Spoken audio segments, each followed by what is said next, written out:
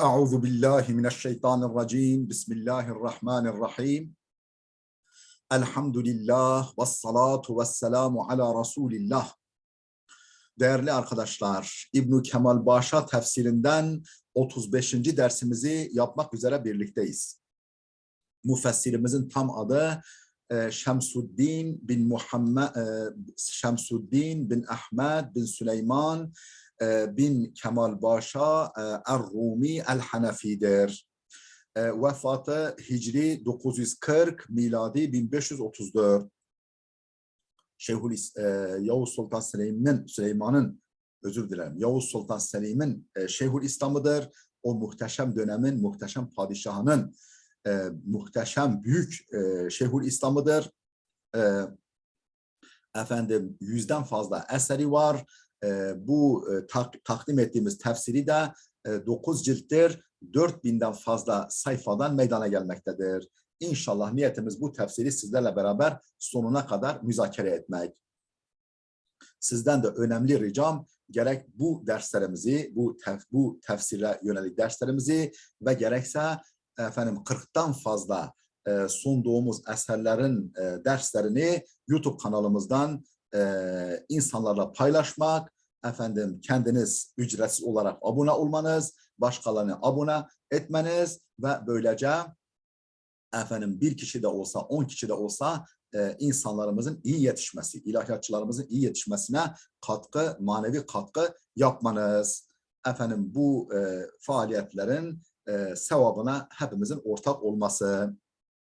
Geçmişlerimizin ruhu böylece şad olsun, geleceğimiz aydınlık olsun, geleceğimiz yani gençlerimizin, genç ilahiyatçılarımızın elinden tutalım bu şekilde. Efendim Bakara suresini işliyorduk. 25. ayetteydik. O ayette ne buyruluyordu? Efendim ve beşşirillezine amenu efendim enne lehum ve amilus salihati enne lehum cennetin tecri min tahtiha'l enharu buyruluyordu. Yani ya Muhammed Aleyhisselam efendim o iman edip yararlı işler yapanları müjdele. Onlar için işte zemininden ırmaklar akan cennetler vardır. Efendim o cennetlerden kendilerine her bir ürün rızık olarak verildiğinde bu daha önce bize sunulanın hemen hemen aynısı, ne kadar da çok benziyor dediklerini vesaire devam ediyor. Ve lehum fiha ezvacun mutahharatun, en son buyruluyordu ki efendim onlar için orada tertemiz kılınmış eşler vardır ve onlar orada ebedi kalacaklardır. Denmişti ki en son ve bina'uhu lil mef'uli efhamu, yani tahire değil de ve lehum fiha ezvacun tahiratun demeyip de yani tekil kullanmayıp da daha doğrusu ismi fail kullanmayıp da mutahharatun ismi mef'ul olarak kullanması, ismi mef'ul binası kalıbı efhamu daha böyle durumu yüceltici, daha efendim durumun yani ne diyelim azametini ifade edicidir. Niçin? İffuhime enne leha mutahhiran. Çünkü buna şu anlaşılıyor. O eşleri temizleyen birisi var. Mutahhara tertemiz kılınmış. Tahira tertemiz. Biri tertemiz kılınmış, biri zaten tertemiz. Tertemiz kılınmış derken yani birisi onları temiz yaratmış. Ve leyse illallahu teala, bu temiz kılan, temiz yaratan Allah'tan başkası değildir. فَتَكُونُ تَهَارَتُهُنَّ اَعْظَمًا مِنْ كُلِّ تَهَارَةٍ. Dolayısıyla onların temizliği, yani Allah eliyle yapıldığına göre, Allah tarafından tertemiz kılındıklarına göre, yaratıldıklarına göre onların temizliği اَعْظَمًا مِنْ كُلِّ تَهَارَةٍ, her türlü temizlikten daha muazzam, daha mükemmeldir. فَاِنْ قِيلَ, eğer dense ki هذا معارض بأن فيه إشعارا بسابقة التلوث بما يستقذر. Efendim burada şöyle bir ters durum var. Haza muaradun. Burada şöyle bir ters durum var. بأن فيها إشعارا, çünkü bir efendim ima içeriyor, bir işaret ima içeriyor. بسابقة التلوث بما يستقذر. Daha önce efendim tiksinilecek bir kirlilik taşıdıklarını ima ediyor. Yani temiz kılınmış, temizlenmiş. Demek ki kirli ki efendim onlar temizleniyor.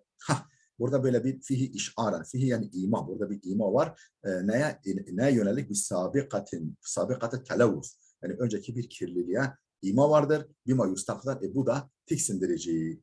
Yani bu o kiri hatıra getirdikçe insan yani böyle bir burukluk hisseder. Yani burada yani olumsuz bir ters bir durum var. Vel kemali mutahharatun ifadesinde. O zaman tahire niye demedi? Vel kemalu fi kevnet tahareti halkiyeten, efendim temizlikte temiz olmakta kemal nedir? Nerededir? Halkiyeten, efendim yaratılıştan olandır. Yani yaratılıştan, yani böyle doğuştan, yaratılıştan temiz olsa bu daha mükemmel olurdu.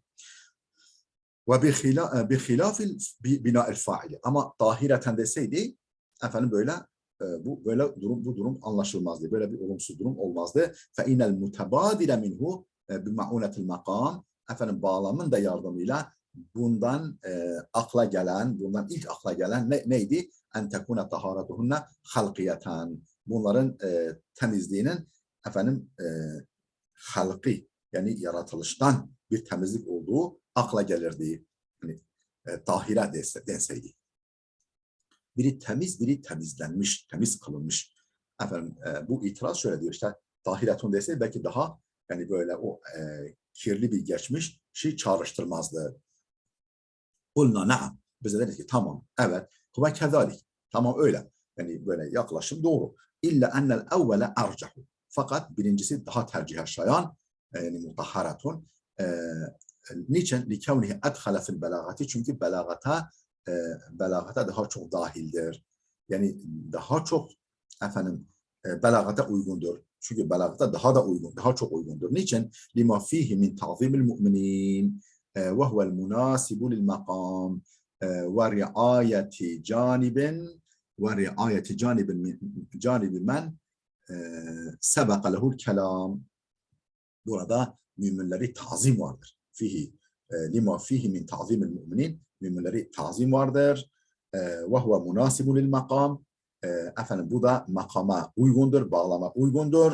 Ve riayeti canibi men sebeka lehul kelam, men sika lehul kelam. Yani kendilerine sözün yöneltildiği bir tarafı gözetmek vardır. وَتَطْهِرُهُنَّ مِنَ الْاَوْصَفِ الْقَبِحَةِ فِي الْخَلْقِ وَالْخُلُقِ. O zaman o yani cennet kadınlarının efendim temizlenmesi neydendir? Tertemiz kılınması neydendir? Minel avsafıl kabihati, çirkin niteliklerdendir. Fil halki vel huluk. Gerek yaratılışlarında, yani maddi bedenlerinde, yapılarında, gerekse ahlaklarında. Yani ben şöyle anlıyorum değerli dostlar. Yani bu efendim müminleri tazim vardır. Ne demek? Müminleri tazim vardır. Yani efendim hani o eşlerden bir kısmı cennet hanımları ya. Hani o cennet hanımları efendim onların zaten tabii dünyadayken efendim hep her insanda olduğu gibi bir takım efendim doğal olarak yani insanın yapısında olan bir takım kirli taraflar olabilir. Yani kir, pas veya olumsuz huylar, ahlaklar olabilir. Efendim orada onlar tertemiz kılınmıştır. Tertemiz. Bütün o geçmişindeki o olumsuzluklar, efendim bazen tiksindirici durumdan her insanda rastlanabilecek durumlardan efendim tertemiz kılınmışlardır. Burada efendim müminleri tazim var. Ve huvel munasibul makam, makama da işte müminleri tazim bu bağlama uygundur. Ve riayeti canibin men sika lehul kelam. Yani kendilerine söz yöneltilen taraflardan birini gözetmek vardır. Yani burada ey dünya kadınları siz orada tertemiz kılınacaksınız. Yepyeni bir yaratılışla yaratılacaksınız ve dünyadaki olumsuzluklardan hiçbir şey taşımayacaksınız. Ey cennet kadınları. Çünkü orada cennetlikler iki sınıftır. Yani kadın var, erkek var. وَتَطْهِرُهُنَّ مِنَ الْاَوْصَافِ الْقَبِحَةِ فِي الْخَلْقِ وَالْخُلُقِ. Onların temizlenmesi, tertemiz kılınması neydendir? Minel avsafil kabihati, çirkin niteliklerdendir.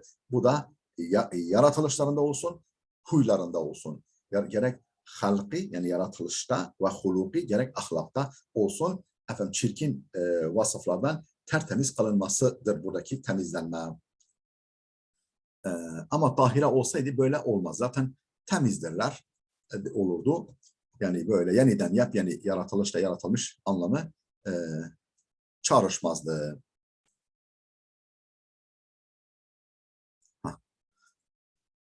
لما كانت مجامع اللذة في المسكن الهني والمشرب الروي والمطعم الشهي والمنكح الرضي ذكرها تعالى فيما يبشر به المؤمن. Şimdi lemma kana olunca mecami'ul lezzeti yani lezzetlerin odağı, bütün lezzetlerin odağı, merkezi olunca nerede? Fil meskenil haniyi. Böyle huzurlu bir mesken. Hani rahat, huzurlu bir mesken. Vel meşrabı raviyi hoş içecek. Vel mat'amı şehiyi lezzetli yiyecek. Vel menkehar radiyi mutlu bir evlilik. Mutlu bir nikah, mutlu bir evlilik. Yani lezzetin merkezi nedir? Lezzetin merkezi nerededir? Huzurlu bir mesken. Lezzetli bir içecek. Ne diyelim? İştah. Böyle yine haz verici bir yemek. Vel menkehar radiyi mutlu bir yani iki tarafında beğendiği, mutlu, huzur duyduğu bir evlilik. Yani bir karı koca hayatı, bir aile hayatı. Bütün lezzetlerin mecamii, yani merkezi, odağı bunlar olunca zekeraha Teala fîmâ yubeşşeru bihil mu'min. Müminlere verilecek müjdede Allah bunları zikretti. Yani müminlere işte böyle bütün bu mutluluk kaynağı hususları barındıran bir cennetle o müminleri müjdele dendi. Zekeraha Teala Allah Teala zikretti. Fîmâ yubeşşeru bihil mu'min. Müminlere müjdelenecek hususlar arasında bunları zikretti. Peki niye meskenden başladı? Ve bede'e bil meskeni meskenden başladı. Hani saraylar, köşkler. لِأَنَّهُ bihil istikraru. Çünkü yerleşim meskenle olur. لِأَنَّهُ bihil istikraru. Çünkü istikrar, yerleşme, barınma meskenle olur. Sokaktaki adama yani eş versen ne olur? Yemek versen ne olur? Sokakta adam. Yani önce bir mesken, başını sokacağı bir ev. لِأَنَّهُ bihi el-istikrar. Çünkü barınma, istikrar, yerleşme meskenle olur. ثُمَّ بِالْمَشْرَبِ وَالْمَطْعَمِ. Sonra içecek, yiyecek, içecekle olur. لِأَنَّ بِهِمَا قَوَامَ الْجِسْمِ. Çünkü bedenin ayakta durması, varlığını sürdürmesi bunlarladır. Yani yemek ve içmek. Önce barınma, sonra yeme, içme. Çünkü bedenin ayakta kalması, varlığını sürdürebilmesi bunlarladır. وَقَدَّمَ الْمَشْرَبَ. Peki niye önce içecek, sonra yiyecek dendi? Hani enhar, tecrübe tahtiyel enhar, bol miktarda su. وَقَدَّمَ الْمَشْرَبَ لِمَا فِيهِ مِنْ تَشْرِيفِ الْمَسْكَنِ لِمَا فِيهِ وَقَدَّمَ الْمَشْرَبَ لِمَا فِيهِ مِنْ تَشْرِيفِ الْمَسْكَنِ. Çünkü suda yani suyun varlığında meskene değer katma vardır. Yani diyelim ki mesela bir saray düşünün. Hani mesela yalılar var. Boğaz'da yalılar var. Niye o Boğaz'daki yalılar niye kıymetli? Su var. Bir ırmağın kenarındaki bir düşünün bir villa. Niye kıymetli? İşte o sudan dolayı lima fihi. Çünkü o meşrapta, o içilecek nehirde min teşrifil mesken, meskenin teşrifi vardır. Yani meskene değer katmak vardır. Su ile mesken değerleniyor. Thumme bil ezvaci. Sonra eşlerle mutluluk oluyor, haz, lezzet oluyor. لِأَنَّ بِهَا تَمَامَ lezzeti vel unsi. Çünkü lezzetin ve ünsiyetin. Ünsiyet yani birbirine ısınmanın.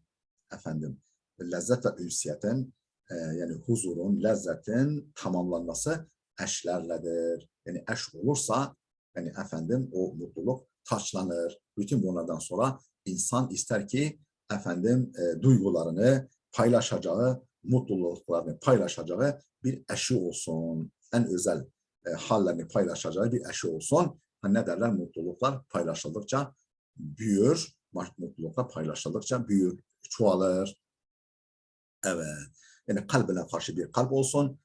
Hissiyatını, duygularını, mutluluklarını paylaşsınlar. Bu da işin yani kaymağı, tacı taşlandırılmasıdır.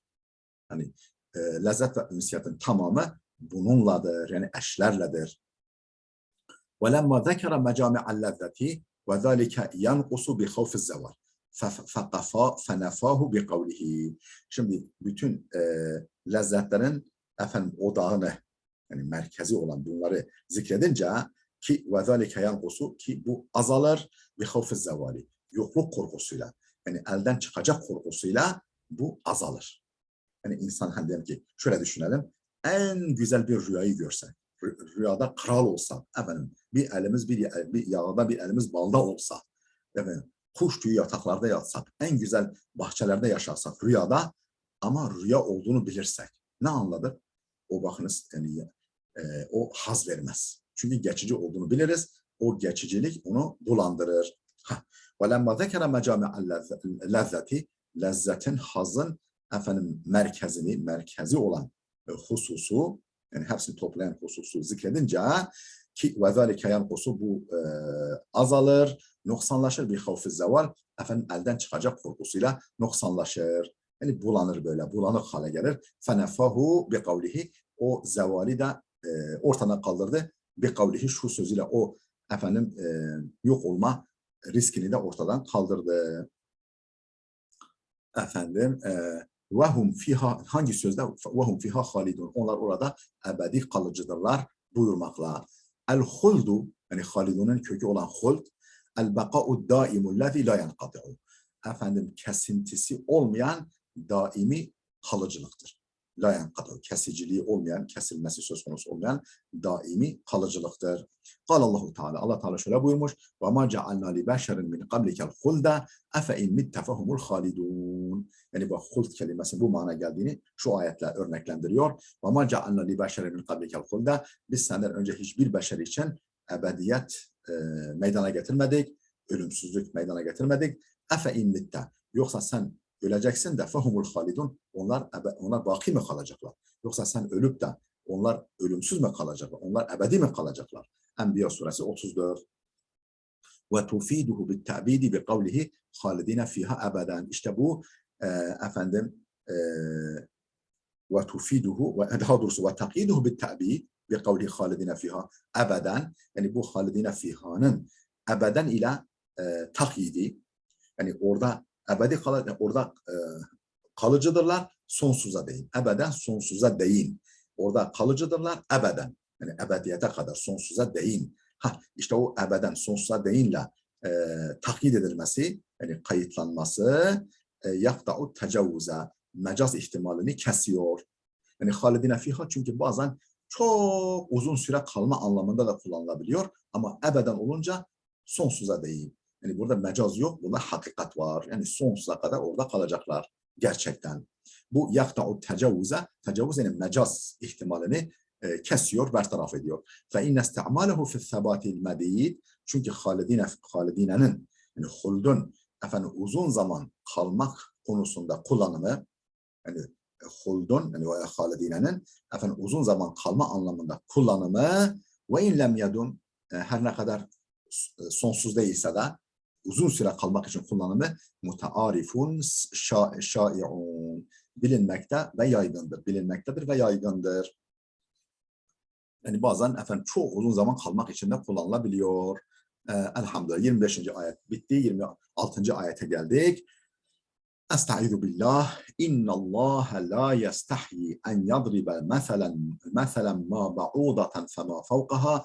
فأما الذين آمنوا فيعلمون أنه الحق من ربهم وأما الذين كفروا فيقولون ماذا أراد الله بهذا مثلا يضل به كثيرا ويهدي به كثيرا وما يضل به إلا الفاسقين. إن الله لا يستحي أن يضرب مثلا. Allah meselen ma, efendim herhangi bir temsili bir örneği getirmekten Allah haya etmez. Allah çekinmez. Herhangi bir misali bir örneği vermek, bir misali getirmekten Allah haya etmez. Ba'udaten fema fevkaha. Bu efendim sivrisinek olsun ve ötesi olsun. Yani sivrisinek veya ötesi olsun, herhangi bir misal getirmekten Allah haya etmez, çekinmez.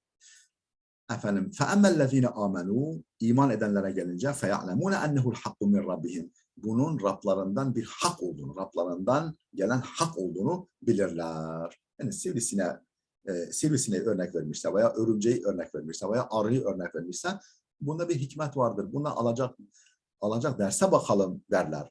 Bundan alacağımız derse bakalım derler. Yani bunun Rablarından bir hak olduğu, Rablarından gelen hak olduğunu bilirler. Ve emmellezine keferu, efendim o inkar edenlere gelince feyekulune derler ki mâzâ aradallahu bihâzâ mesela. Hani örnek olarak Allah buna neyi kastetmiş? Efendim başka canlı mı bulamadı? Yok örümcek, yok efendim sivrisinek, yok kara sinek. Ha, bunları niye örnek? Allah bu misal olarak bunlardan neyi kastettiği yani haşa küçümsüyorlar. Yudillu bihi kesiran ve yehdi bihi kesiran. Allah bununla o meselle birçok insanı yoldan saptırır, birçok insanı da doğru yola eriştirir. Ve ma yudillu bihi illel fasıkîn. Peki kimi yoldan saptırır? Fasıkları. Yani kaide, kural, efendim dinlemeyen, efendim hak, hukuk dinlemeyen, yoldan çıkmış, günahlara dadanmış olanları Allah yoldan saptırır bu misalla. Efendim şimdi innallaha la yastahi en yadribe meselen ma ba'udatan. Allah efendim mesel olarak isterse sivrisinek olsun yani sivrisinek olsun isterse sivrisinek olsun mesel getirmekten Allah haya etmez, çekinmez. Lemma beyyenet tevhide ve athbata sahhaten nübüvveti bil burhan ve hedahum esased dini ve aslal iman ve erşedahum ila ma'rifeti hakikatul Kur'an وأفحمهم بالتحدي ورتب الوعيد على الكفر به والوعد على الإيمان شرع في إبطال الاعتراضات والشبهات التي طعن لها الجاحدون cehalatu. Şimdi bu ayetin öncekilerle bağlantısını kuruyor. Ne münasebet var bu ayette öbürler arasında? Lemma beyyenet tevhide, Allah Teala tevhidi beyan edince ve esbete, ne diyor? U'budu rabbakum lezi halakakum vellezine min qablikum ve la tec'alu lillahi endaden, değil mi? Ondan sonra devamında diyor ve la tec'alu lillahi endaden, Allah'a denkler uydurmayın, Allah'a şerikler uydurmayın. Orada tevhidi beyan edince ve esbete sahhaten nübüvveti bil burhan, efendim akli delille, hani hadi Kur'an'ın bir benzerini getirin bakalım. Kur'an'ın Allah kaynaklı olduğunda, dolayısıyla Hazreti Muhammed'in peygamber olduğunda şüpheniz varsa, haydi Kur'an'ın bir benzerini getirin. Yani peygamberliğin doğruluğunu da akli delille ispat edince ve hedahum esasad dini ve asal iman, insanları dinin esasına ve imanın aslına yönlendirince, dinin esası ve imanın aslına yönlendirince, yani Kur'an'a ve erşedahum ile marifeti hakikatul Kur'an, Kur'an'ı tanımanın, Kur'an'ın hakikatini tanımaya irşad edince, Kur'an'ın hakikati, Kur'an gerçekten nedir? Bunun hakikatini tanımaya, öğrenmeye onları irşad edince ve efhamehum bittehaddi, meydan okumakla onları mağlup edince, yani o münkirleri hani meydan okumak suretiyle onları mağlup edince, haydi bakalım size onun bir suresinin benzerini getirin diyerek efendim meydan okumakla onları mağlup edince ve rettebel vaide alel kufri bihi, yani bil Kur'an, yani o dinin esası olan Kur'an'ı inkar edenlere tehdidi getirince hemen peşinden ve rettebel vaide, yani hemen akabından tehdidi getirince alel kufri bihi bil Kur'an, yani Kur'an'ı inkar edenlere tehdide yer verince vel va'de alel iman, ona iman edenlere de mükafat sözünü getirince şer'a fi iptalil i'tiradati, böyle yapınca hemen itirazları çürütmeye başladı. Şer'a başladı fi iptalil i'tiradat, itirazları çürütmeye başladı. Ve şubuhat illeti ta'ane lehal cahilune el cehalatu, cahil cuhala, yani cahil inkarcıların efendim dil uzattıkları, dillerine doladıkları şüphe, itiraz ve şüpheleri bertaraf etmeye, çürütmeye başladı. Tekrar alıyorum. Efendim bütün bunları yaptıktan sonra şer'a başladı. Fi iptal-i i'tiradat ve şubuhat, itiraz ve şüpheleri çürütmeye. Hangi itiraz ve şüpheler? Elleti ta'ane leha el cahidune el cehaletu, efendim cahil inkarcıların efendim dillerine doladıkları, efendim cerh etmek için dillerine doladıkları itiraz ve şüpheleri çürütmeye başladı. Girişli. Ne gibi şüphe ve itirazlar? Örnek, kekavlihim. İnna Allah ecellu kadran ve a'zamu şa'nen min en yumethile bihadihi muhakkarati kezzubab vel ankebut. Bir itirazları şu. Kekavlihim, şöyle demeleri gibi. İnna Allah ecellu kadran ve a'zamu şa'nen. Allah efendim min en yumethile bihadihi muhakkarati kezzubab vel ankebut. Efendim karasinek ve örümcek gibi böyle değersiz şeylerle misal getirmeyecek kadar Allah'ın kadri yücedir ve Allah'ın şanı büyüktür. Allah, efendim, zübab karasinek, ankebut da örümcek. Allah karasinek ve örümcek gibi değersiz, hakir şeylerle misal getiremeyecek kadar kadri yüce, efendim şanı büyüktür. Yani Allah nerede bunları örnek getirmek nerede? O zaman Muhammed haşa uyduruyor diyorlardı. Ve kavlihim, şu sözleri de buna örnek. Ama yastahi Rabbu Muhammed'in. Muhammed'in Rabbi utanmıyor mu? Bu böyle örümceği ağzına alıyor, yok kara sineği ağzına alıyor. Yani böyle onu kitabında yer veriyor falan. فَاَجَابَهُمْ بِمَا دَلَّ عَلَى أَنَّ التَّمْثِيلَ اَمْرٌ يَسْتَدْعِيهِ حَوْلُ الْمُمَثَّلِ لَهِ. فَاَجَابَهُمْ. Allah onlara cevap verdi. Neyle? بِمَا دَلَّ عَلَى أَنَّ التَّمْثِيلَ, ki temsil, cevap verdi. Şununla, temsil emrun yested'ihi havlul mumethali leh. Yani kendisine temsil getirilen, kendisi için temsil getirilen kimsenin halinin gerektirdiği bir durumdur. Enne temsile temsil emrun bir durumdur. Öyle bir durum ki yested'ihi havlul mumethali leh. Kendisi için misal getirilen kimsenin halinin gerektirdiği bir durumdur. Yani kendisinden misal getirilen kimsenin hali neyse ona göre bir temsil getiriliyor. Allah ona göre bir temsil getiriyor. Yani kötü şeyin kötü temsili, kötü şeye benzetmesi, iyi şeyin iyi şeye benzetmesi var. Yani mesela ne diyor? İşte o putları yani bir sinek, bir kara sinek o putlardan bir şey kaçırırsa o putlar o kara sineği bile yakalamaktan, o kendilerinden kaptığı şeyi geri almaktan acizdir. O putlar da acizdir. Zaten kara sinek acizdir. Sinek zaten acizdir. O putlar da acizdir. Bakınız. Yani putlar kendilerine bir şey kapan kara sineğin elinden bile bir şey kurtaramazlar. O kadar acizdirler. Daha ne desin yani bu mumesselunleh, yani kendisi için misal getirilen kimselerin halinin gerektirdiği bir durumdur temsil. Temsil onu yansıtır. Yoksa o örneği getiren büyük adam o ancak küçük örnek getirmez denemez. فَكُلَّمَا كَانَ أَعْظَمَ كَانَ الْمُمَثَّلُ بِهِ أَعْظَمَ. O mumesselun lehin hali. Yani o kendisi için örnek getirilen kimsenin hali ne kadar büyükse getirilen örnek de o kadar büyük olur. Ve kullama kana ahkara, ne kadar değersiz ve önemsizse o hal, kanel mumesselu bihi ahkara, o kendisiyle misal getirilen şey, yani örnek olarak getirilen şey de o kadar hakir olur, o kadar küçük ve değersiz olur. Ke kavlihi. Mesela şu ayet-i kerime buna örnek. وَلِلَّهِ الْمَثَلُ الْاَعْلَى. En yüce sıfatlar, en yüce meseller Allah'ındır. Yani Allah büyük olduğu için onun isimlerini, sıfatlarını izah için getirilen örneklerde öyle büyük olur, öyle muazzam olur. فَيَلْزَمُ اَنْ يَكُونَ لِآلِهَتِهِمْ الْمَثَلُ الْاَدْنَى. Şimdi en yüce meseller Allah'ın olduğuna göre فَيَلْزَمُ gerekiyor en yekune li alihatihim el meselul adna, yani el meselul a'la'nın zıddı olan el meselul adna. Yani en basit değersiz şeylerle örneklendirmenin onların ilahlarına ait olacağını gerektiriyor. Yani bakınız onların putları söz konusu edildiğinde kara sinek değil mi? Onlara bir şey kaparsa en son diyor da'ufat talibu vel matlub ve in yastubhum zubabu diye başlıyor. Feyelzemu en yekune li alihatim el meselul adna. Yani Allah için el meselul a'la söz konusu olduğuna göre onların sahte tanrıları içinde el meselul adna'nın el meselul adna olması gerekir. لِأَنَّهَا جَمَادَاتٌ لَا قُوَّةَ لَهَا وَلَا شُعُورَ. Çünkü o tanrıları, o sahte tanrıları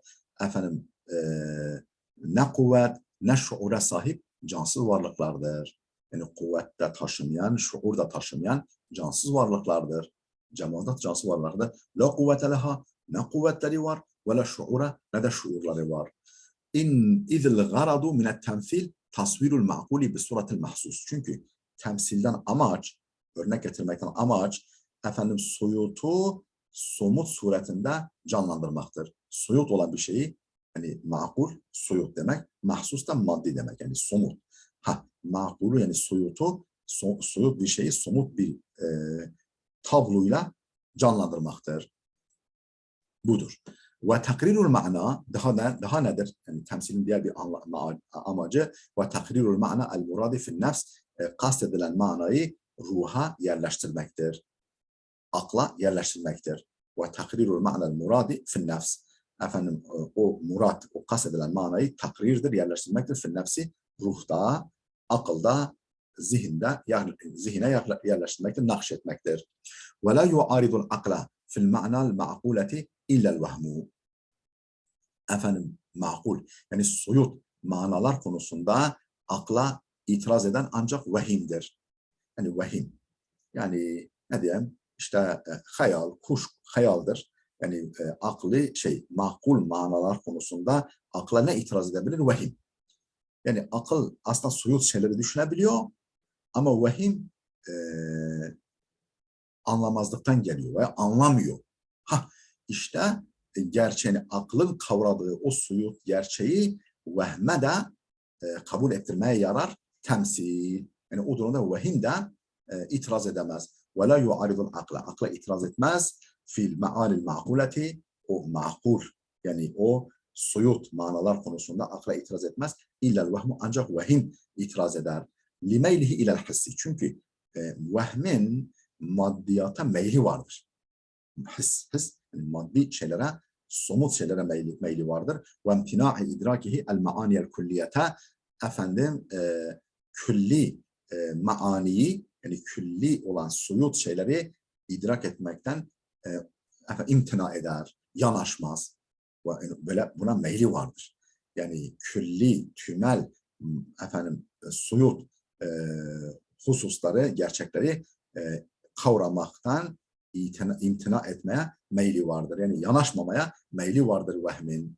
فَاِذَا تَمَثَّلَ الْمَعْنَى الْعَقْلِيُّ بِصُورَةٍ مَحْسُوسَةٍ efendim o akli yani o soyut manalar temessül edince yani efendim hemen yani gözler önünde canlanınca, göz önünde canlanınca bir suratın mahsusatin maddi bir tabloyla, maddi bir surette, maddi bir tabloyla gözler önünde canlanınca ez'ane lehu o vehim efendim buna boyun eğer ve nkada efendim itaat eder. Artık boyun eğer ve itaat eder. Yani itiraz edecek takati kalmaz. Ve kıyla el ma'nel muradu özür dilerim. Ve kabilel ma'nel murada o murat manayı, o kastedilen manayı da kabul eder vehim. Ve lihaza kethura temsilu fi kelamil bulagai vel hukemai vel enbiyai. İşte bu nedenledir ki efendim edebiyatçıların kelamında, bilge kimselerin kelamında ve peygamberlerin kelamında temsil çokça yer almıştır. Ve lihaza kethura temsil, bunun için temsil çokça yer almıştır. Fi kelamil bulagai efendim belih kimselerin kelamında vel enbiya vel hukemai bilge kimselerin vel enbiyai peygamberlerin yani kelamında, konuşmalarında, sözlerinde temsil çokça yer almıştır. Ve feşa fil kutubil ilahiyeti ilahi kitaplarda da yaygın olarak bulunmuştur. Feşa yani yaygınlık kazanmıştır, yaygın olarak bulunmuştur, yer almıştır. Fil kutubil ilahiyeti ilahi kitaplarda. ولا يتعلق حال المثل في الحسن والقبح بحال الممثل فيما يصار إليه من وجه الشبه بين الممثل به والممثل له ولا يتعلق حال المثل مثلin durumunun alakası yok. Meselin durumunun alakası yok. Fil husni vel kubhi güzellik ve çirkinlik konusunda meselin yani o temsil meselin örneğin durumunun alakası yok. Bir halil mumethili temsil getirenin haliyle. Yani temsil getiren büyükse o temsil de büyük olmalı. Veyahut da efendim temsili getiren küçükse o temsil de küçük olmalı. Bununla alakası yok. Yani meselin örneğin halinin alakası yok. Fil husni vel kubhi güzellik ve çirkinlikte bir halil mumethili. Mumethil misali getirenin haliyle alakası yok. Ne kadar alakası var? İlla fîmâ yusaru ileyhi min veçi şebeh beynel mumetheli bih vel mumetheli lah. Yani kendisiyle temsil getirilen şeyle kendisi için temsil getirilen şey arasındaki veçhe şebahi yakalama konusunda alakası var. Yani bir kişi bir şeye benzettiğinde eğer benzerlik yönünü iyi yakalarsa o başarılıdır. Yani orada başarılılık ve başarısızlık, iyilik ve kötülük nerede saklı? Efendim veçhe şebehi yakalamada. Güzel bir benzerlik yönünü kurup öylece onu ona benzetiyor mu? Sen ona bak. Ha. efendim ve la yeteallaku halul meseli fi husni ve kubhi bi halil mumessili ancak yani mumessilen yani örnek getiren haliyle alakası yoktur. İlla fîmâ yusaru ileyhi ancak başvurduğu min veçhi şebeh. Başvurduğu veçhi şebeh konusunda beynel mumesseli bih vel mumesseli leh. Mumesselun bihle mumesselun leh. Yani efendim kendisiyle örnek getirdiği şeyle efendim kendisi için örnek getirdiği şey. Yani benzeyenle kendisine benzeyenle benzetilen veya benzetilenle kendisine benzetilen arasında veçhe şebeh, başvurduğu veçhe şebeh konusunda bir alakası var. Meseli getirenle zaten açıklıyor. فَاِنْ لَمْ يَكُنْ مُطَابِقًا eğer uyumlu değilse, yani veçhe şebeh benzerlik yönü uyumlu değilse بِاَنْ لَا يَكُنَ الْوَصْفُ الْمُشْتَرَكُ الْمَقْصُودُ اِظْهَارُهُ فِي الْمُمَثَّلِ بِهِ أجل وأقوى وأشهر كان الممثل قاصرا في البلاغة منسوبا إلى الجناعة فإن لم يكن مطابقا eğer uyumlu değilse nasıl uyumlu olmamak بأن لا يكون الوصف المشترك المقصود efendim o amaçlanan müşterek vasfın olmaması amaçlanan o müşterek vasfın olmaması ne olmaması izharuhu fil mumesseli bihi efendim mumesselun bih'te yani örnek olarak getirilen şeyde ecla daha parlak ve akva daha güçlü ve eşhara daha meşhur daha yaygın daha ünlü değilse kanel mumessilu o örneği getiren kişi kasiren eksik olur eksik olur kusurlu olur fil belagatta mensuben ile denaati yani değersiz denaat yani aşağılığa, değersizliğe mensup olur. Yani şöyle değerli dostlar, mesela diyelim ki bir Ali diye bir adamımız var mesela. Efendim o Ali'nin böyle arslan yürekli, yani çok cesur olduğunu açıklamak istiyoruz. Tamam, çok cesur olduğunu açıklamak istiyoruz. Öyle bir misal getireceğiz ki o misalde o cesaret vasfı hem daha parlak olsun, hem daha güçlü olsun, hem daha meşhur olsun. O zaman arslanı getiririz. Yani diyoruz ki Ali arslandır veya Ali cesarette arslan gibidir. İşte biz bunu sağlayabilirsek yani efendim izharı kastedilen el mahsus izharu yani izharı yani böyle gözler önüne serilmesi kastedilen müşterek vasfın yani o cesaretin olmaması ne olmaması bihi yani efendim el mumesselun bihte yani mesela arslanda ecla daha parlak ve akva daha güçlü ve eşher daha meşhur olmaması durumunda efendim nedir? Mumessil başarısızdır. Kâne o zaman kânel mumessilu o zaman temsil getiren kişi olur. Kasiren eksik olur. Fil belagatta o kusurlu olur. Edebi açıdan o kusurlu olur. Mensuben ile denaati efendim aşağılığa, değersizliğe, önemsizliğe mensup olur. Bu değersiz bir edebiyatçıdır denir. Kaliteli bir edebiyatçı değildir denir. Demek istenen bu. Fe in lem yakun mutabikan eğer uygun değilse وجه şebeh benzerlik yönü. Bi en la yekunel vasful müşterekul maksudu izharuhu yani izharı amaçlanan o müşterek vasıf değilse fil mumesseli bih yani kendisiyle örnek getirilen yani örnek olarak getirilen hani o bizim arslan örnekteki arslan ecla daha parlak ve akva daha güçlü ve eşhara daha ünlü değilse o zaman kanel mumessilu o zaman o temsili getiren o örneği veren kişi kasiren eksik olur fil belagatta mensuben ile denaati efendim değersizliğe, önemsizliğe mensup olur. Ona ait yani önemsiz bir edebiyatçı sayılır. Hatta edebiyatçı bile sayılmaz.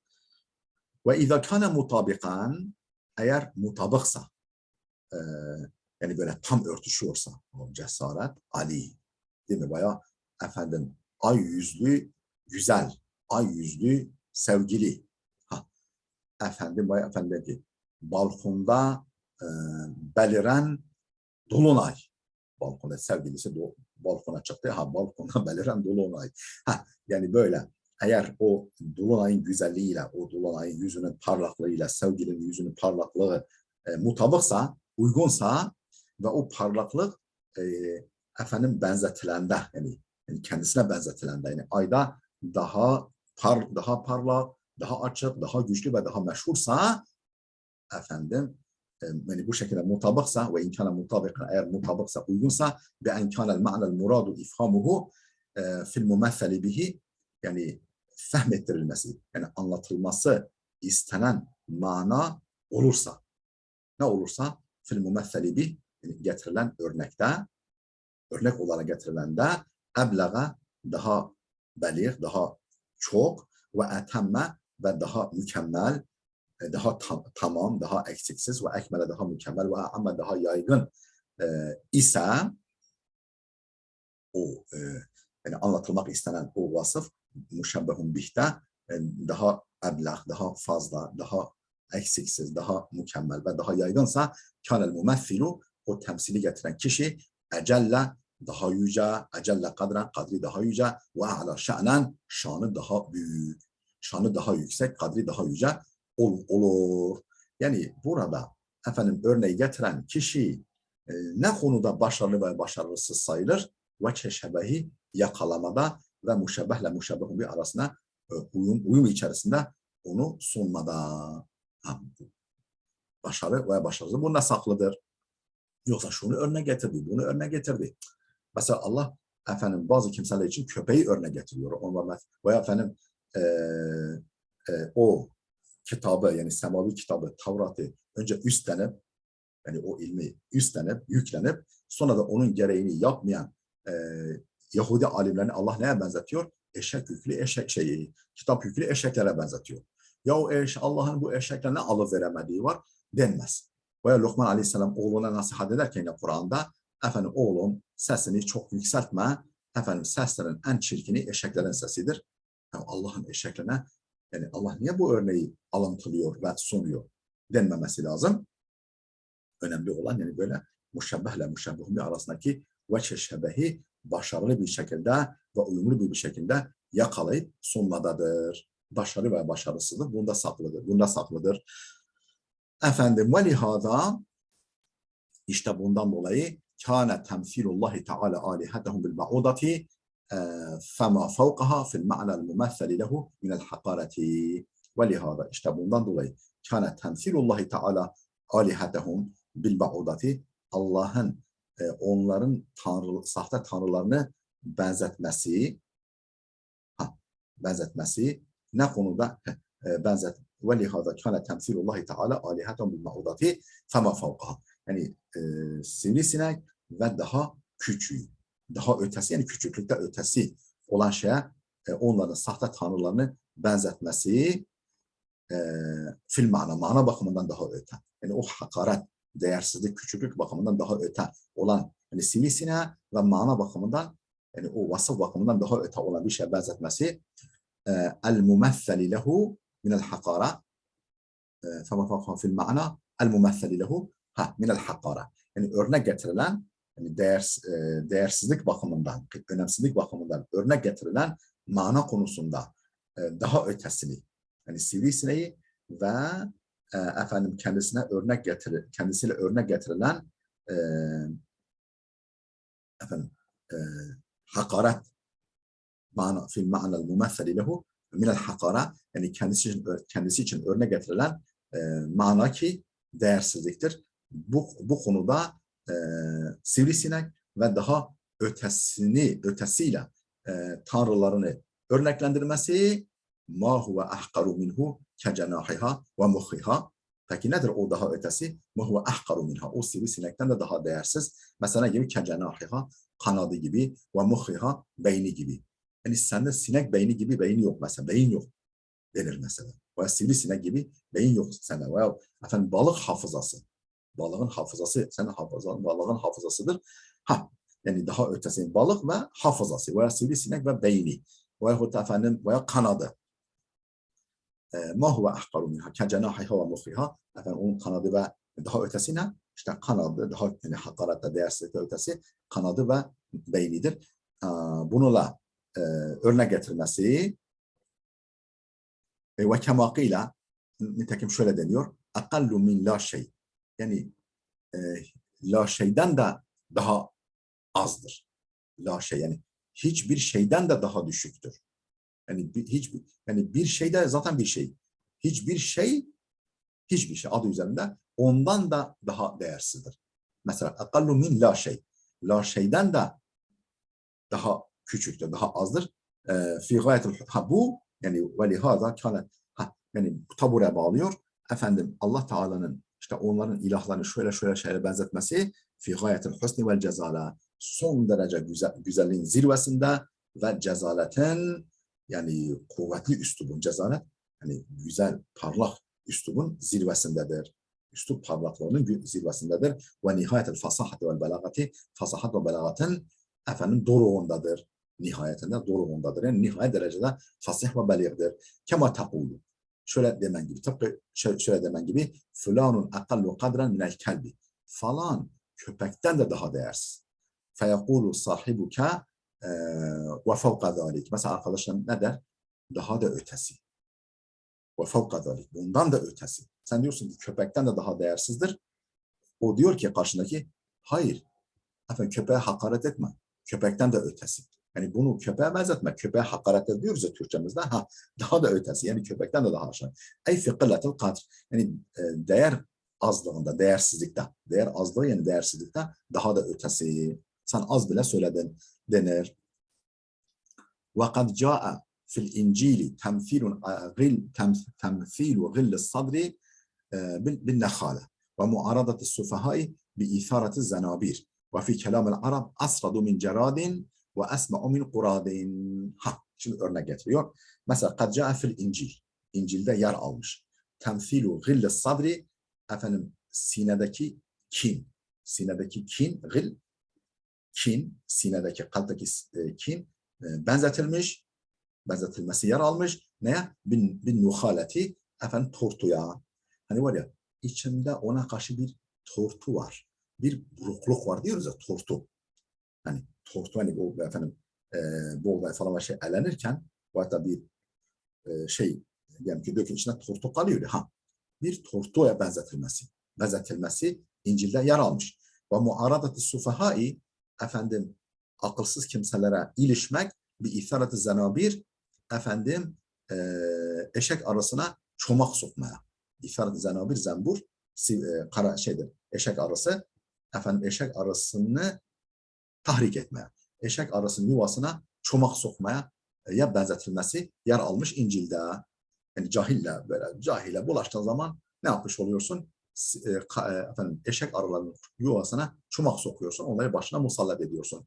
Ve fi kelamil Arab yani Arapların sözlerinde şu gibi örnekler de var. Asradu min ceradin efendim çekirdek yani çekirdekten daha fazla soğuğa hassas. Asradu daha çok soğuk çekiyor. Daha çok soğuktan etkileniyor. Min ceradin efendim nedir? Efendim çekirgeden daha çok soğuğa dayanıksız. Yani hiç zorluğa gelmiyor. Ama asradu min ceradin. Yani çünkü soğuk oldu mu nedir? Çekirgeler ortadan kayboluyor. Çekirge bir şey kalmıyor. Soğuğa yani hemen yok olur gidiyorlar. Sonbahar soğukları başladığında denir. Ve esma'u min kuradin efendim maymundan daha kulağı delik. Maymundan daha çok böyle hassas, daha iyisi maymun böyle en ufak sese karşı hassastır. Ve esma'u min kuradin, kurad kırdınç oludur. Maymunlardan bile daha duyarlı, kulağı daha duyarlı denir. Ve yahtemilu en yekulel muradu bi kavlihi fema fevkaha el ankebute ve zubab. وما ورد في المثل مما هو أعظم من البعوضة رد لما استنكروه değerli dostlar, dur bakalım yok bu paragrafı bitirelim. El haya'u. İnnallâhe la yastahyi oraya gelelim. Ve yahtemilu en yekunel muradu bi kavlihi fema fevkaha. Efendim fema fevkaha sözünden muradın olması muhtemeldir. Ne olması? El-ankebute ve zubab. Yani örümcek ve karasinek. Hani var ya sivrisineği ve daha büyüğünü. Ki daha büyüğü nedir? Örümcek ve karasinek. Hani değersizlikte daha büyük, değersizlikte daha ileri değil de normal fiziken daha büyük. Yani sivrisinekten daha büyük olan nedir? Ankebut, örümcek ve zubab. Yani fema fevkahadan murat bu da olabilir. Ve ma varada fil meseli mimma huve a'zamu minel ba'uda. Efendim meselde gelen, yani Allah'ın verdiği örneklerde gelen ve mimma huve a'zamu minel ba'uda ki yani sivrisinekten daha büyük şeyler da olabilir. Bu raddun limas tenkeruhu. Raddun limas tenkeruhu efendim o hoşlanmadıkları, beğenmedikleri şeyi reddetmektir. Ha, yani siz Allah sivrisineği de verir, sivrisineğin büyüğü olan örümceği de örnek verir, karasineği de örnek verir. Ha o beğenmediğiniz onları da Allah verir. Yani o daha önce verdiği örneklere gönderme vardır. Ve huve a'zam minel ba'ud. O da raddun lima stenkaruhu, o istinkar ettiklerini böyle hoş karşılamadıkları, böyle küçümsedikleri şeyi reddiye vardır. Kemakıyla. Mesela şöyle denmesi gibi fulanun bakilun bidirhamin. Fetekulu innehu bakilun bidaniqen fema fevkahu ey fadlan amma fevkahu fil azami minel dirham. Fadlan amma fevkahu minel azami fil azami minel dirham. Sen diyorsun ki falanun bakilun bir dirhemin. Falan efendim bir bakilun bir dirhemin. Yani bir dirhemi bile vermeyecek kadar pintidir. Bakilun bir dirhemin. Yani bir dirhemi bile esirger. Bir dirhem. Yani altın kuruş, altın para neyse onda bile cimri. Onunla bile cimrilik eder. Yani bir dirhemi bile vermeyecek kadar cimridir. Biri böyle diyor, böyle deniyor. Fetakulu sen diyorsun ki innehu bakilun bidaniqin fema fakahu. O danik herhalde e, efendim dirhemden de daha küçük. Dirhemden de daha küçük. Onda bile femafako ve daha yukarısı. O danikten ve danikin daha ötesinden, daha yukarısından da yukarısında vermeyecek kadar cimridir. Ne demek? Ey fadlan amma fakahu fil izami minel dirham. Fadlan amma fakahu minel azami minel dirham. Fadlan amma fevkahu fil azami minel dirham. Yani dirhemden daha büyüklük konusunda ötesi şöyle dursun. Fadlan şöyle dursun amma fevkahu yani ondan öte fil azami minel dirham. Yani dirhemden daha büyük olanın ötesi şöyle dursun. Efendim o danikte bile danıkını vermeyecek kadar zırnığını vermeyecek kadar cimridir. Vel haya'u intibadun nefsi. Peki burada innallaha la yestahi. Oradaki yestahi fiilinin efendim mastarı olan haya. Yani haya utanmak. Şimdi onu açıklayacak. Ama videomuz oldukça uzadı. Burada duralım. Gelecek dersimize kadar Allah'a emanet olun.